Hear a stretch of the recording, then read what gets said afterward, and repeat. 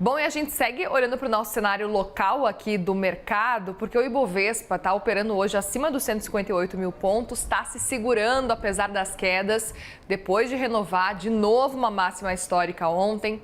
E além da reação positiva a dados de inflação, os investidores surfaram nessa onda global de otimismo, depois de dados de emprego, do Fed também. A gente viu o livro bege sendo divulgado nos Estados Unidos.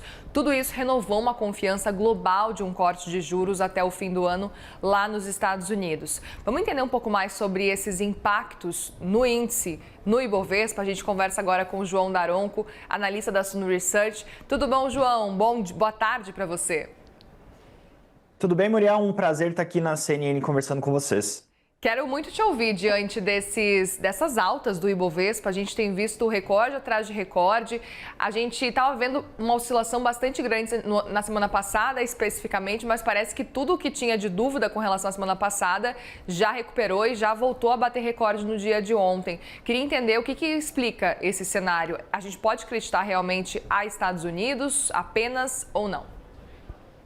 Eu acredito que sim, tá? Grande parte do mérito desse estado que a gente tem visto a Bolsa Brasileira é sim dos Estados Unidos e principalmente diante de corte de taxa de juros. Tá? À medida que a taxa de juros nos Estados Unidos caia e a tendência é que continue caindo, a projeção é para um corte já agora em dezembro, a gente tem uma migração dos investidores buscando ativos que tragam um retorno maior. Isso faz que o capital acabe se esvaindo dos Estados Unidos para outros países, né? Emergentes ganham muito com isso. O Brasil, inclusive.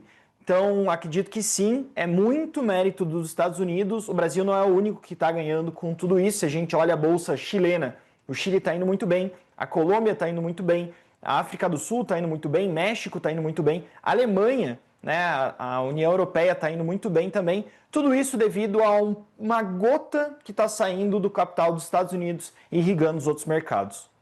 Perfeito. Queria entender se você, inclusive, concorda com o caminho que o Ibovespa está tomando agora nos últimos dias e se, na sua avaliação, a gente pode realmente ver o Ibovespa renovando novos recordes, pelo menos aí hoje e amanhã, diante dessa previsão, e talvez aí nos próximos dias, pelo menos até aí o corte de juros, por exemplo, do Federal Reserve, lá no dia 10 de dezembro.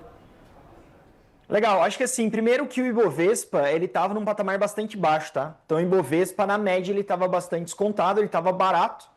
Né, quando a gente olha múltiplos de valuation, tanto múltiplos de valuation quanto o dividend yield médio do Ibovespa estava acima da média histórica, tudo isso indicava que a Bolsa Brasileira estava barata. Né? Ela segue barata, mesmo com essa valorização. A gente tem visto uma Bolsa que negocia em média de 10% a 15% abaixo da média histórica. Então há sim espaço para essa valorização. Eu acredito que com os cortes de juros se concretizando nos Estados Unidos, você deve ter uma continuação desse capital que tem vindo para cá estrangeiro, e existe um outro fator que começa a entrar no radar, que é o corte de juros do próprio Brasil. Né? À medida que os juros ele cai, você tem uma migração dos investidores de renda fixa brasileira para renda variável. Não à toa que quando a gente olha o fluxo dos investidores como um todo, o que mexe na bolsa hoje é o estrangeiro, o institucional, o local, o doméstico, não tem aportado em bolsa. À medida que esse juros futuro ele caia, você vai ter uma migração da renda fixa brasileira para a renda variável brasileira e esse pode ser outro impulsionador da Bolsa. Então, eu acredito que sim, há espaço para a Bolsa se valorizar aí, né, nas próximas semanas, meses, anos. Claro, com muita volatilidade, a gente vai ter um ano eleitoral em 2026, isso por si só traz volatilidade para o mercado, mas eu sigo bem otimista com a Bolsa. Queria até entender porque a gente está com esse otimismo como um todo para o índice, mas ao mesmo tempo a gente está num cenário em que a gente está há 4 anos já sem IPO. Eu queria entender se a gente consegue traçar um paralelo desse cenário de ver uma bolsa, um índice disparando ao longo aí das últimas semanas e meses, mas ao mesmo tempo as empresas não estão entrando. É até uma questão interessante, né? E eu acredito que isso está muito correlacionado com o que está fazendo a bolsa andar, né? De onde que está vindo o dinheiro?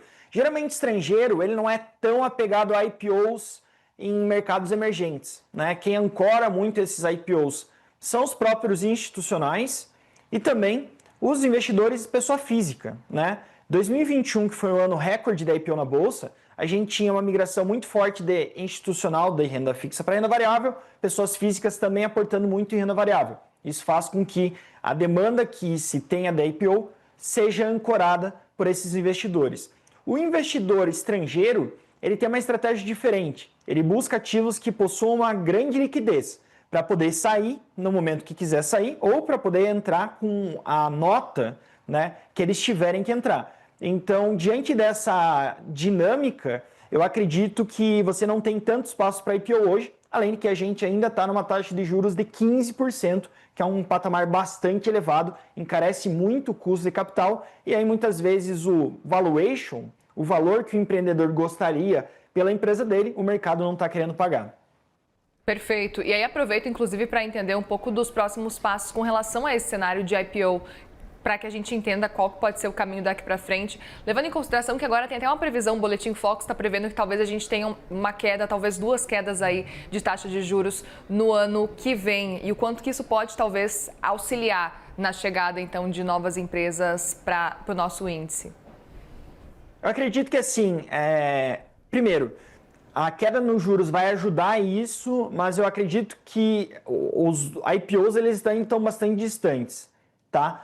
Primeiro, os juros ele vai se manter alto ainda que a gente veja quedas, tá? Cenários mais otimistas aqui da Suno, do time de economia, projetam juros no final do ano que vem de 12%, que é um patamar ainda alto, né? Quando a gente pega 2021, a gente viu a taxa Selic chegar a 2%, né? A gente estaria falando de 12% num cenário mais otimista.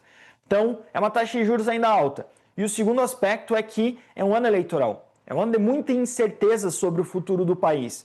E aí você querer listar sua empresa em um ano de muita incerteza, geralmente você não consegue coletar os frutos que você gostaria. Você não consegue coletar o capital que você gostaria. Você tem muita incerteza sobre quais investimentos fazer. É mais difícil vender essa ideia. Então, por conta desses fatores, eu ainda sou um pouco mais pessimista com a IPOs, tá? Eu não consigo ver uma janela da IPOs num horizonte muito próximo. Perfeito. E outro ponto que eu queria entender também daqui para frente é olhando para 2026. Você até citou o cenário eleitoral como um fator aí de dúvida. Eu queria entender o quanto que para 2026 pode pesar o cenário local na comparação com o cenário externo. A gente tem eleição também nos Estados Unidos, midterm elections também, mas queria entender um pouco de como é que você avalia aí o quanto que pode ter um peso maior ou não. Porque se a gente fosse fazer, inclusive, projeções do ano passado, um ano atrás, por exemplo, a gente estava com aquele cenário de uma preocupação fiscal muito grande, Ibovespa lá embaixo, dólar lá em cima, passando aí dos R$6. Queria entender um pouco da projeção agora para 2026, diante de tudo o que nos aguarda no ano que vem. Legal, Muriel. E acho que assim, pouca coisa mudou do fiscal. Tudo o que tem acontecido com a Bolsa Brasileira trago como mérito, principalmente dos mercados externos que têm migrado seu capital para cá. Então, acho que a questão fiscal no Brasil segue sendo um problema, menos discutido, porque o corte de juros no Fed ganhou muito holofote. Então, você troca um pouco o foco das coisas, mas não é que aquele problema foi solucionado. Ele continua lá. Né? Em 2026, eu acredito que talvez esse problema ele seja ainda mais exacerbado. Né? Geralmente, em corridas eleitorais, você tem um esforço maior da máquina pública. Isso pode ser visto na questão fiscal. É um risco que eu colocaria dentro do cenário. Ainda que eu acredite que o investidor ele tem que olhar as empresas, independente de ano eleitoral ou não.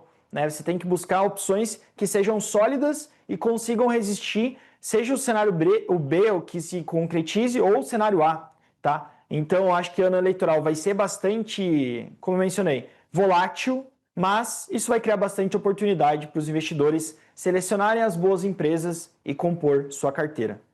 Perfeito. E queria já aproveitar para saber uma projeção, e sei que essa é uma pergunta sempre muito difícil, mais difícil até do que prever qual o caminho para 2026 do Ibovespa, seria entender qual vai ser o caminho do dólar também, né? A gente tem visto, enfim, projeções do Boletim Focus especificamente, e a gente sabe que se a gente for relembrar, já que eu trouxe o ano passado para cá, ninguém imaginaria que a gente estaria com esse cenário aí de dólar em 5,30, diante do que a gente viu no ano passado, né? Um dólar que talvez estava em 6,30. Queria entender como é que você está enxergando também os caminhos do dólar. Talvez, se não quiser cravar algum número de dólar, que realmente é loucura fazer isso, mas queria entender talvez quais são os pontos para a gente ficar atentos que pode realmente modificar bastante o valor do dólar aí nos próximos meses. Ótimo, eu acho que é um bom aspecto. E aí se mostra muito sobre como é difícil fazer projeção, né, no mercado financeiro.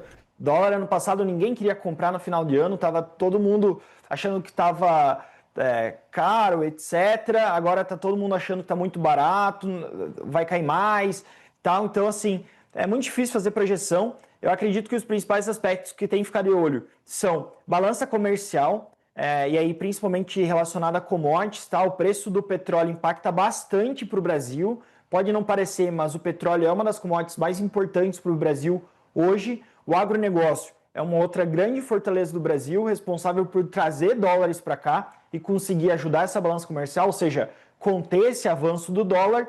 E, por fim, questão eleitoral. Né? A questão eleitoral ela pode fazer com que se aumente a demanda por dólar para colocar dinheiro lá para fora, diversificar geograficamente, etc. Até uma saída de dinheiro estrangeiro da Bolsa. Isso geralmente aumenta a demanda por dólar e pode jogar essa moeda para cima. Muriel, eu não gosto de tentar fazer previsão de dólar, tá? Eu tenho uma filosofia muito simples.